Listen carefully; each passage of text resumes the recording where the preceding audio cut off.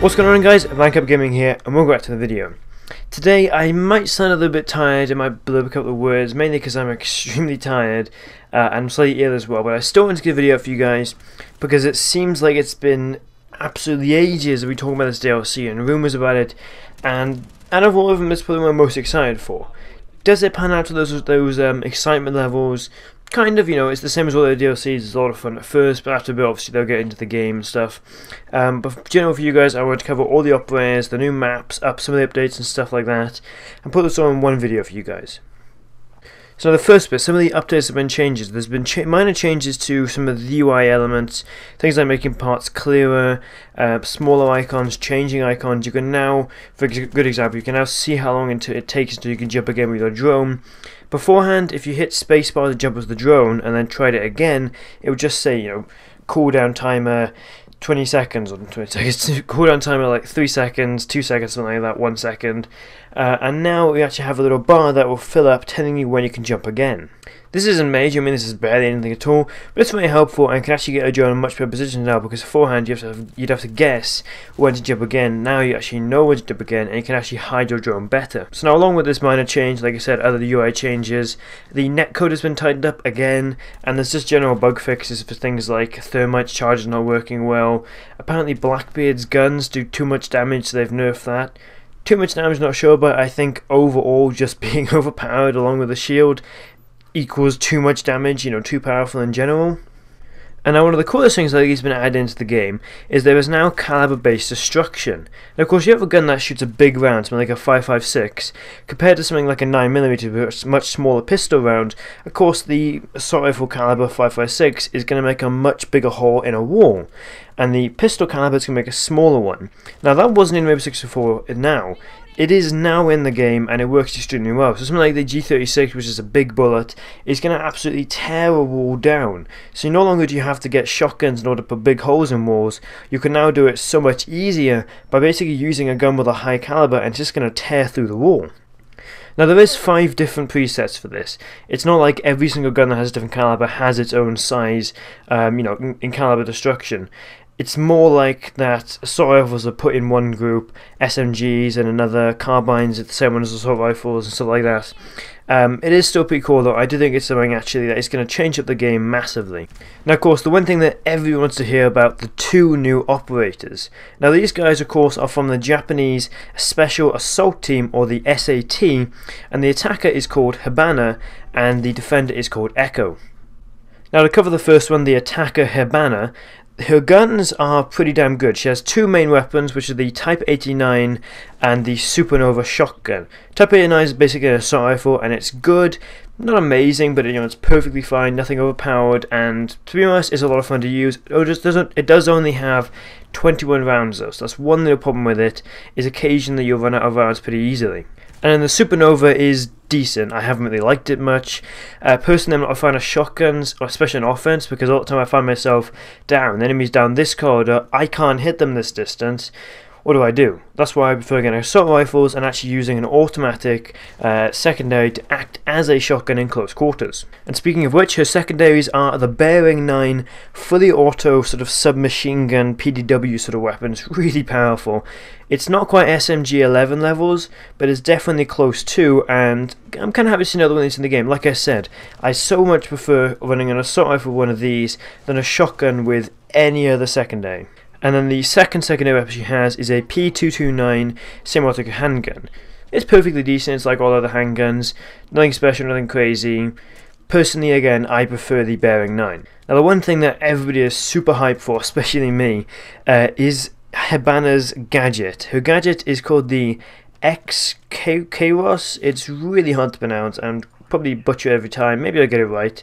But this thing basically shoots mini exothermic charges that will stick to a wall, start to burn through the wall and then blow up. Basically exactly like Thermite does, except she shoots 3 of these things in a row of 3 with then another row underneath another 3. And she has 3 different groups of this. So overall she has, I believe it's 18 of these charges, again in rows of 3 and 2. And now when you first put one of these groups on a wall, it creates a little murder hole you can see through and easily kill enemies. The second one you can climb through, and the third one you can actually walk through without having to crouch or anything. Now for the most part this is actually very good and I really like it. The one complaint I have here though is that somebody I was speaking to was saying that they don't like the fact that it takes 3 of these to make a hole you can walk through and 2 to make a hole you can climb through, so why don't they give you 4, making 2 holes you can climb through? The problem I would make is that you're going to have too many then. Seeing as you can create 4 murder holes then, going through reinforced walls, it's kind of like, whoa, shit, is that impossible for the other team to defend?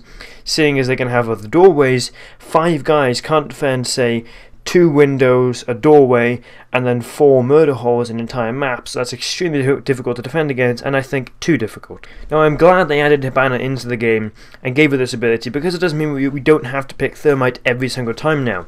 We have a different option, we almost have a better option with more variability. I'd still go for Thermite a lot of the time, mainly because he's just so reliable, you know what he's going to do, and it's not hard to play him easily. But it has given us some more options in terms of getting through reinforced walls.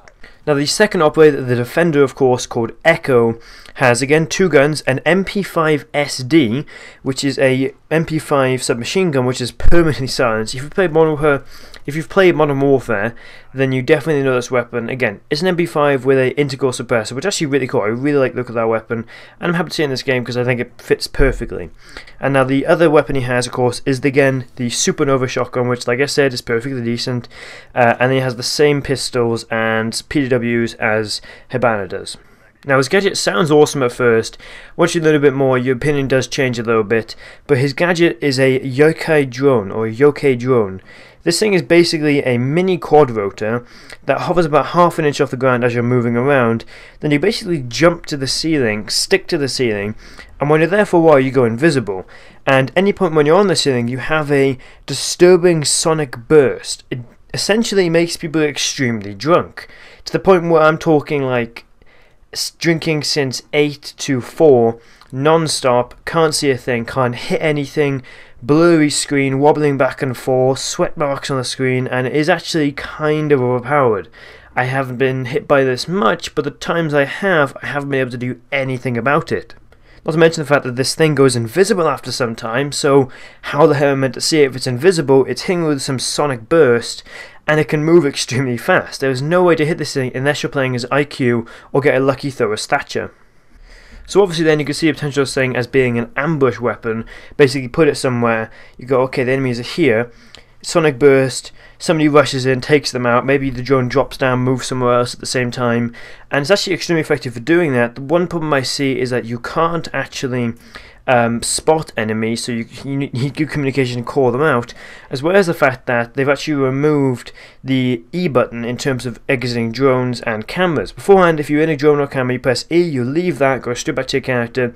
They've actually removed that now, which for me is extremely odd because that's how I usually get out of them. Sort of time today I've been hitting the E button and I haven't been leaving the drone, and I've got killed because of it. So I'm not really sure if it's a good option to go with, but I would like to see maybe that this drone could spot. It gives it a bit more power and actually makes it more useful, I find, but it could be overpowered. Now of course the counters for these two are Bandit. As Bandit you have to get the charges on, or the electric box on the wall before the charges land on there, otherwise they will still go through.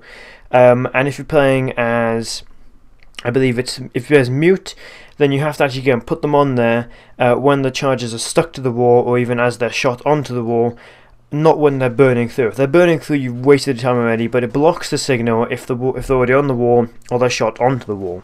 And then of course for Echo, the counters are basically IQ to find that drone, and Thatcher, like I said, just because he can throw these anywhere and maybe hit the drone. And the final two things I will talk about briefly: there is a Season 2 of DLC announced, which is amazing. That means more maps, hopefully more operators. I've heard rumours that there won't be 2 operators each time, instead it'll be 1, or there won't be any at all, maybe a 1 every 2 DLC or something like that. But who knows if it's going to be like that. Definitely Season 2 DLC though, which does mean another Season Pass, but you know, gotta do what you gotta do. And the maps, of course, the new map for the Red Crow DLC is an awesome Japanese restaurant called Skyscraper. It's on top of this huge building. I believe one of the spawn points, I haven't had it yet, but one of the spawn points is that you actually spawn inside of the building, rappel up the building, and then enter in the building. There's a lot of destructible environments and there's a hell of a fun map to play on, but it's extremely hard to learn. I've played a couple of games and I still have no idea where I'm going. And then coming out in quite a while, I believe a couple of months, maybe even on the game's 1 year anniversary, there will be a Barlet University map. If you've played the Final Situation missions, then you know Barlet University, and it's a hell of a fun map, hell of a fun mission. And people are saying, why is this in the game? And the main reason because it wasn't suited for multiplayer. It is now, they've sorted it out. It's absolutely massive and I can't wait to play it. Hopefully this map is amazing and I'm so happy to see we finally get it in the game. So hopefully you did enjoy the video. Do like, subscribe. These operators look amazing, they are so much fun. I'd recommend getting the Season Pass now to get all of these old ones, and then if you want to, get the old one, or get the new one as well, to get the new ones and the new maps. But I'll have to wait and see if there's actually any new operators as well. So again, hopefully you enjoyed the video. Do like, subscribe. Rocketbook Gaming, out.